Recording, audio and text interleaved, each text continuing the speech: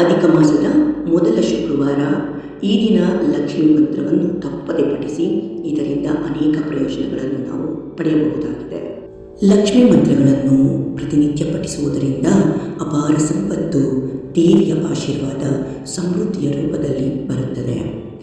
ಯಾರು ಲಕ್ಷ್ಮೀ ಮಂತ್ರಗಳನ್ನು ಜಪಿಸುತ್ತಾರೋ ಅಂತಹ ಸ್ಥಳದಲ್ಲಿ ದಾರಿದ್ರ್ಯವಾಗಲಿ ಬಡತನವಾಗಲಿ ದೂರವಾಗುತ್ತದೆ. ಲಕ್ಷ್ಮೀ ಮಂತ್ರಗಳನ್ನು ಜಪಿಸುವುದರಿಂದ ವ್ಯಾಪಾರ ವ್ಯವಹಾರದಲ್ಲಿ ಲಾಭ ದೊರೆಯುತ್ತದೆ. ನೆಮ್ಮದಿ ಹಾಗೂ ಯಶಸ್ಸಿನ ಜೀವನ ಹಾಗೆ ನಮ್ಮ ಗುರಿಗಳನ್ನು ಸಾಧಿಸಲು ಲಕ್ಷ್ಮೀ ಮಂತ್ರಗಳು ಸಹಾಯ ಮಾಡುತ್ತವೆ.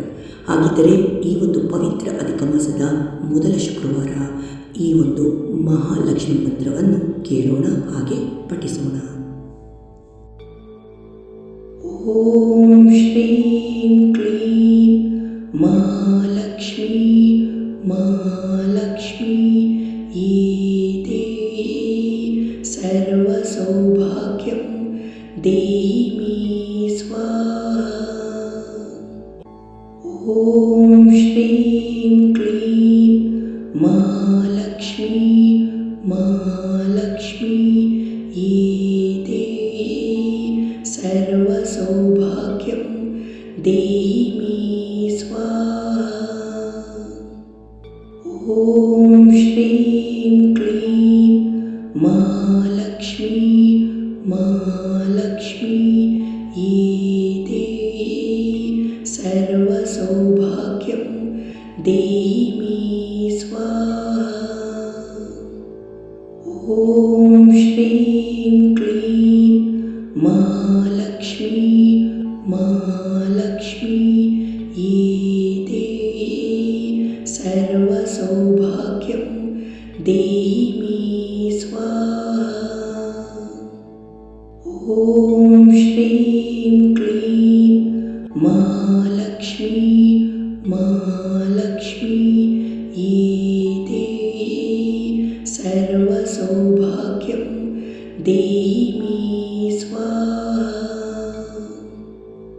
ಓಂ ಶ್ರೀಂ ಕ್ಲೀಂ ಮಹಾಲಕ್ಷ್ಮೀ ಮಹಾಲಕ್ಷ್ಮೀ ದೇಹಿ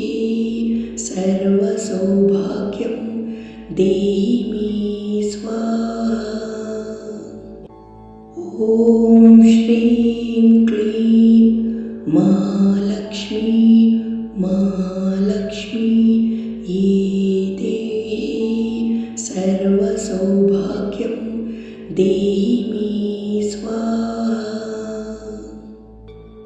ಓಂ ಶ್ರೀಂ ಕ್ಲೀಂ ಮಹಾಲಕ್ಷ್ಮೀ ಮಹಾಲಕ್ಷ್ಮೀ ದೇಹಿ ಸರ್ವಸೌಭಾಗ್ಯಂ ದೇಹಿ ಮೇ ಸ್ವಾಹಾ.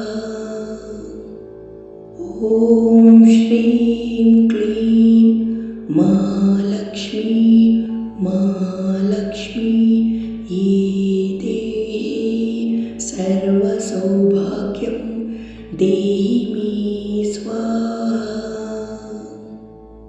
ಓಂ ಶ್ರೀಂ ಕ್ಲೀಂ ಮಹಾಲಕ್ಷ್ಮೀ ಮಹಾಲಕ್ಷ್ಮೀ ದೇಹಿ ಸರ್ವಸೌಭಾಗ್ಯಂ ದೇಹಿ ಮೇ ಸ್ವಾಹಾ. ಓಂ ಶ್ರೀಂ ಕ್ಲೀಂ ಮಹಾಲಕ್ಷ್ಮೀ ಮಹಾಲಕ್ಷ್ಮೀ ದೇಹಿ ಸರ್ವಸೌಭಾಗ್ಯಂ ದೇಹಿ ಮೇ ಸ್ವಾಹಾ. ಓಂ ಶ್ರೀಂ ಕ್ಲೀಂ ಮಹಾಲಕ್ಷ್ಮೀ ಮಹಾಲಕ್ಷ್ಮೀ ದೇಹಿ ಸರ್ವಸೌಭಾಗ್ಯಂ ದೇಹಿ ಮೇ ಸ್ವಾಹಾ. ಓಂ ಶ್ರೀಂ ಕ್ಲೀಂ ಮಹಾಲಕ್ಷ್ಮೀ ಮಹಾಲಕ್ಷ್ಮೀ ದೇಹಿ ಸರ್ವಸೌಭಾಗ್ಯಂ ದೇಹಿ ಮೇ ಸ್ವಾಹಾ. ಓಂ ಶ್ರೀಂ ಕ್ಲೀಂ ಮಹಾಲಕ್ಷ್ಮೀ ಮಹಾಲಕ್ಷ್ಮೀ ದೇಹಿ ಸರ್ವ सर्वसौभाग्यं देहि मे स्वाहा। ॐ श्रीं क्लीं महालक्ष्मी महालक्ष्मी ये देहि सर्वसौभाग्यं देहि मे स्वाहा। ॐ श्रीं क्लीं महालक्ष्मी महालक्ष्मी ये देहि सर्वसौभाग्यं देहि मे स्वाहा।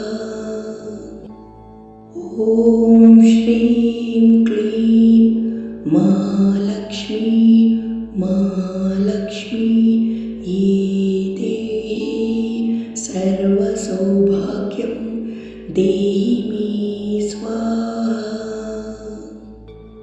ॐ श्रीं क्लीं महालक्ष्मी महालक्ष्मी ये देहि सर्वसौभाग्यं देहि मे स्वाहा। ॐ श्रीं क्लीं महालक्ष्मी महालक्ष्मी ये देहि सर्वसौभाग्यं देहि मे स्वाहा। ॐ श्रीं क्लीं महालक्ष्मी महालक्ष्मी ये देहि सर्वसौभाग्यं देहि मे स्वाहा। ॐ श्रीं क्लीं महालक्ष्मी महालक्ष्मी ये देहि सर्वसौभाग्यं देहि मे स्वाहा।